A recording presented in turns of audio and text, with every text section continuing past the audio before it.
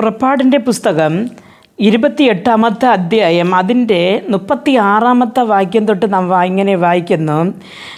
തങ്കം കൊണ്ട് ഒരു പട്ടമുണ്ടാക്കി അതിൽ യഹോവയ്ക്ക് വിശുദ്ധം എന്ന് മുദ്ര കൊടുത്തായി കൊത്തേണം.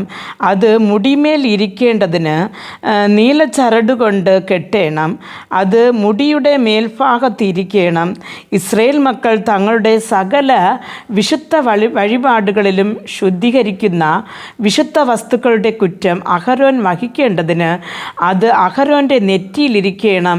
യഹോവയുടെ മുൻപാകെ അവർക്ക് പ്രസാദം ലഭിക്കേണ്ടതിന് അത് എപ്പോഴും അവൻ്റെ നെറ്റിയിലിരിക്കണം എന്ന് കാണുന്നു. പ്രിയ ദൈവമക്കളെ, ഇവിടെ വഴിപാടുകൾ ചെയ്യുമ്പോൾ അഹരോൻ്റെ നെറ്റിയിൽ യഹോവയ്ക്ക് വിശുദ്ധം എന്ന് എഴുതി ഒരു നീല ചരട് കൊണ്ട് കെട്ടി മുൻഭാഗത്ത് കെട്ടിവെച്ചിരിക്കണം എന്ന് പറയുകയാണ്. അപ്പോൾ ഇവർ വഴിപാട് ചെലുത്തുമ്പോൾ ഇവരുടെയുള്ള പാവക്കുറ്റങ്ങളെല്ലാം ഈ അഹരോൻ്റെ തലമേലാണ് ചുമത്തപ്പെടുന്നത്.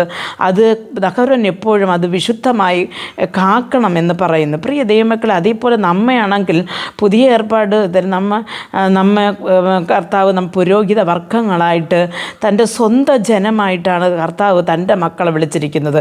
അപ്പോൾ നാം ഓരോരുത്തരും കർത്താവിൻ്റെ സന്നിധിയിൽ പുരോഹിത വർഗങ്ങളും സ്വന്തം പുത്രന്മാരുമായി ഇരിക്കുമ്പോൾ നാം ഈ ലോകത്തിൻ്റെ പാപം യേശുക്രിസ്തു ചുമന്നൊഴിക്കുവാൻ വന്നതുപോലെ നാം നമുക്ക് ചുറ്റുമിരിക്കുന്നവരുടെ തെറ്റുകളും കുറ്റങ്ങളും ചൂണ്ടിക്കാണിച്ച് പറഞ്ഞുകൊണ്ട് തിരിയുന്നവരായിട്ടല്ല, അവർക്ക് വേണ്ടി സ്തോത്രയാഗങ്ങൾ നാം കഴിക്കുകയും അവർക്ക് നാം എപ്പോഴും വിശുദ്ധമായി ഇരിക്കുകയും ചെയ്യണമെന്ന് ഈ വചനം പറയുന്നു.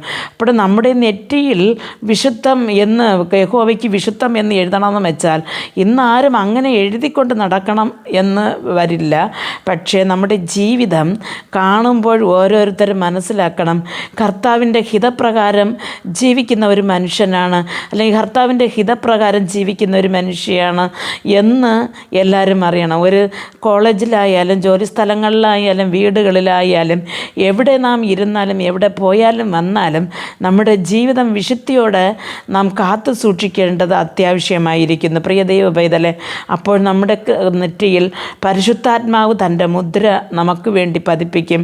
നമുക്ക് ദൈവരാജ്യത്തിൽ പോകുവാൻ അതൊരു അടയാളമായിരിക്കുകയും ചെയ്യും.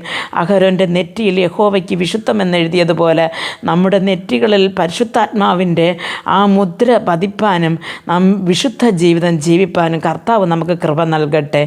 പ്രാർത്ഥിക്കാം. ഞങ്ങളെ അതിവാത്സല്യമായി സ്നേഹിച്ച് വഴി നടത്തുന്ന സ്വർഗസ്ഥ പിതാവേ, കർത്താവേ, ഞങ്ങളുടെ ജീവിതങ്ങൾ കർത്താവെ എപ്പോഴും കറപുരണ്ട തുണി പോലെ ഇരിക്കുമ്പോൾ ഞങ്ങളുടെ ജീവിതം വിശുദ്ധമായി നിർമ്മലതയായി മാറുവാൻ ഞങ്ങളുടെ സ്വഭാവങ്ങളിൽ വന്നു പോകുന്ന മാറ്റങ്ങൾ, ഞങ്ങളുടെ ജീവിതത്തിൽ വന്നു പോകുന്ന കർത്താവെ വേണ്ടാത്ത സ്വഭാവങ്ങൾ മാറി കർത്താവിൻ്റെ രാജ്യത്തിൽ വരുവാൻ തക്കവണ്ണം ഒരു വിശുദ്ധ ജീവിതം ചെയ്യുവാൻ ഞങ്ങൾക്ക് ഓരോരുത്തർക്കും കൃപ നൽകണമെന്ന് പ്രാർത്ഥിക്കുന്നു. യേശു ക്രിസ്തുവിൻ്റെ നാമത്തിൽ പ്രാർത്ഥിക്കുമ്പോൾ പ്രാർത്ഥന കൃപയോട് കേട്ട് മറുപടി നൽകി തരണം നല്ല പിതാവേ. ആമേൻ.